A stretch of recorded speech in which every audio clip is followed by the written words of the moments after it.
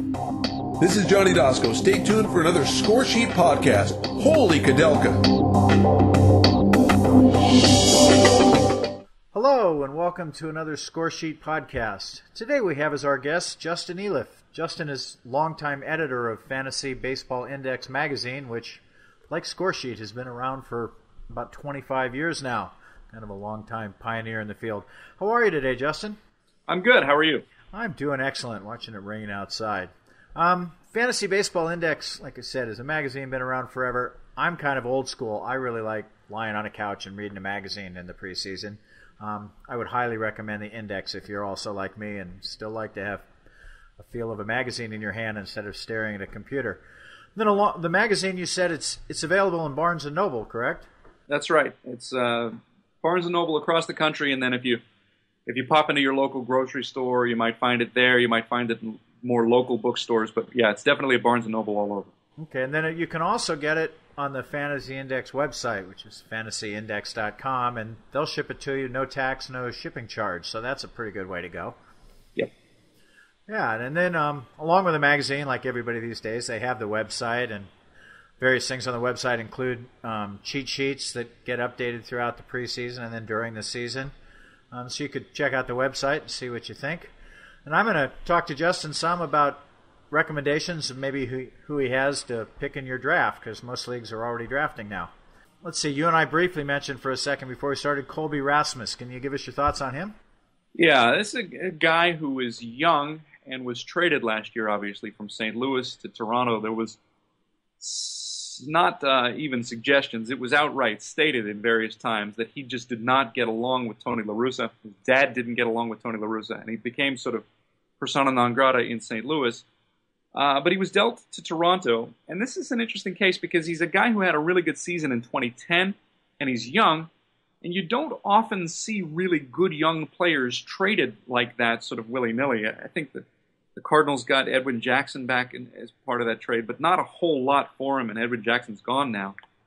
And I think he's a much better player than he showed last season. He's in Toronto now, and I think that that's a guy who sort of fits a traditional right-down-the-middle definition of a baseball sleeper, both in traditional fantasy formats and in score sheet. Yeah, or kind of the post-hype prospect, because he was certainly hyped quite a bit 3, 4, 5 years ago. He is, and that's one of my favorite categories of sleeper too. Is these guys who come up as really big, glamorous prospects, and then for whatever reason kick around for a couple of years and don't really fulfill their promise. And then oftentimes they're out there as guys you can just pick up with a very late round pick. You don't have to look far to find another one. The Blue Jays have Travis Snyder, possibly in their outfield mix. Maybe he'll start the season at AAA, but that's another guy who was very hyped a few years ago, and now is just sort of a forgotten man at whatever he is, 23, 24, somewhere in there in his early 20s. Yeah, I mean, these days with all the information available to everybody, you really have to pay dearly in terms of high draft picks or dollars if you're in an auction to get a guy when he's just coming to the majors for the first time and he's hyped. But then the guys later, like, Matt Wieters is probably, you can get him cheaper now than you could have 3 years ago, even when he didn't have major league experience, because he's been okay, but he hasn't lived up to that incredible hype he was getting. Yeah, the bloom is kind of off the rose. Best example I can give of this is, if you remember last year, I'm maybe the world's biggest Jason Hayward fan, but a year ago, Hayward was going in drafts in various formats ahead of players like Justin Upton, who similar level of hype, but a couple of years down the road in his career. And Upton destroyed Hayward last season by every measure, in every format. He had a much better season.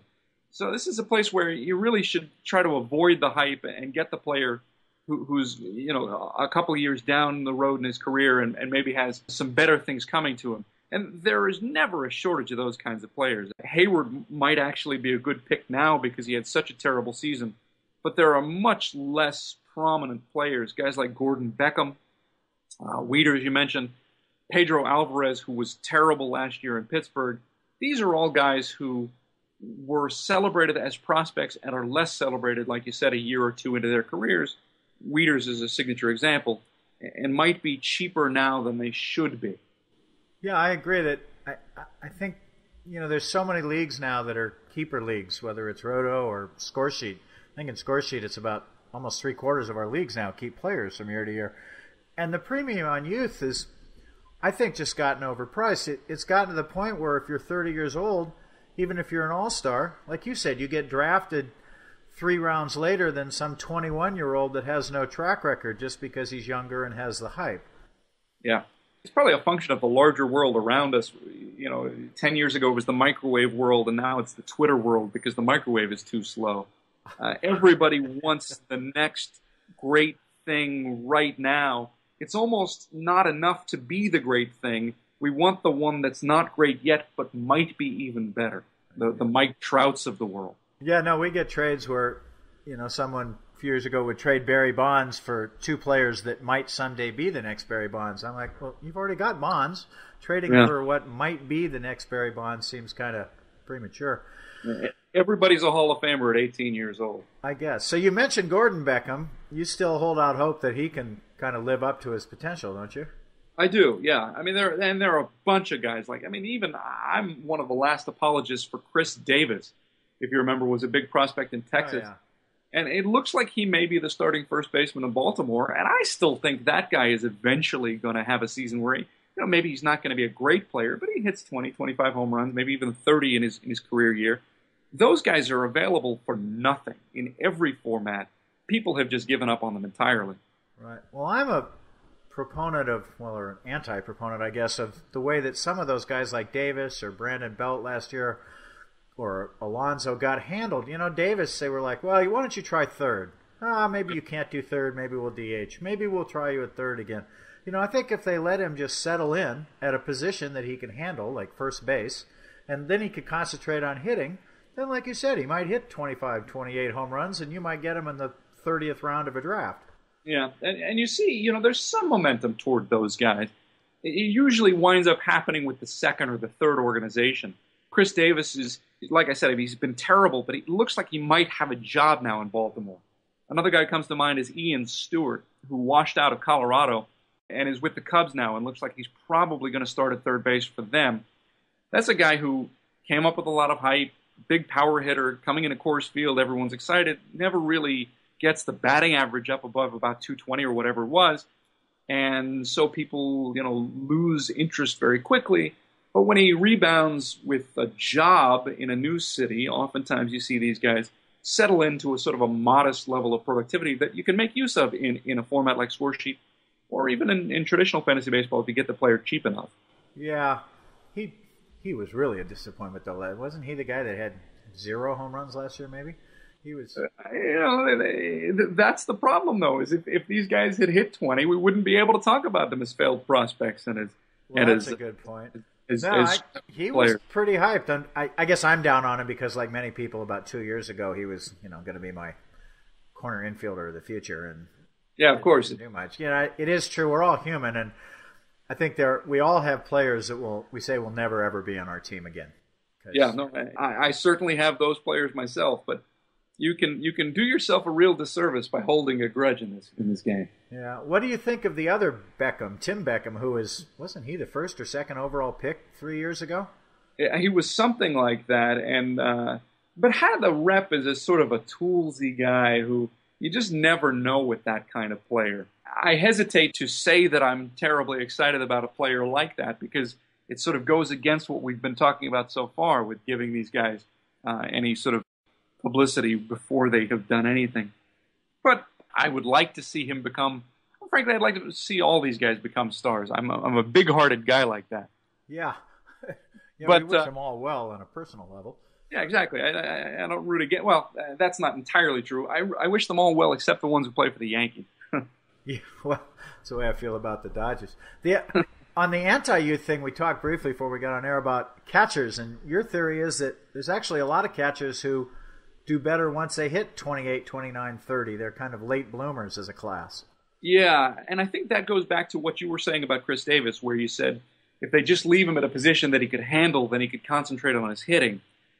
Catcher's a really hard position. I mean, it's really physically difficult. You see guys break down all the time.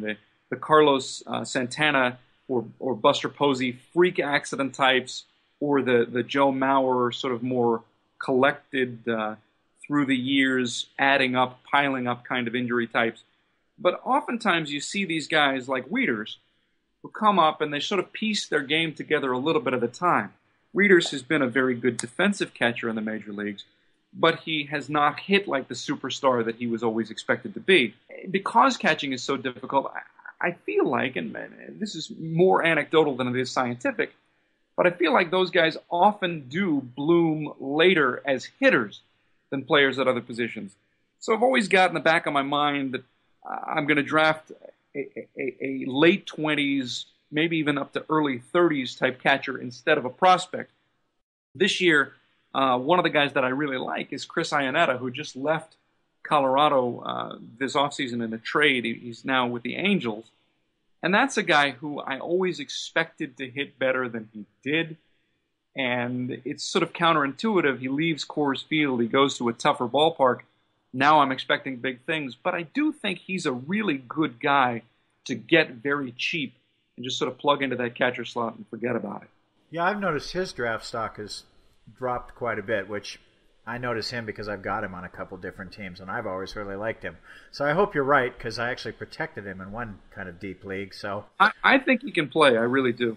Well, that would be great. Yeah, I think that, out of catcher, one thing you want is playing time, because you need two catchers if you're going to cover 550 at-bats. No catcher gets 550 at-bats by himself. And so drafting a prospect catcher that doesn't get any playing time, and then he's going to take 5 years to develop, that's kind of a long time to hold on to him. Sure. Yeah. Well, hey, Justin, it's been great talking to you. I appreciate the sleeper info. And for all you folks, if you're looking for a magazine to read on the couch, I really highly recommend Fantasy Baseball Index. Thanks for your time. Thank you very much. All right. Goodbye now.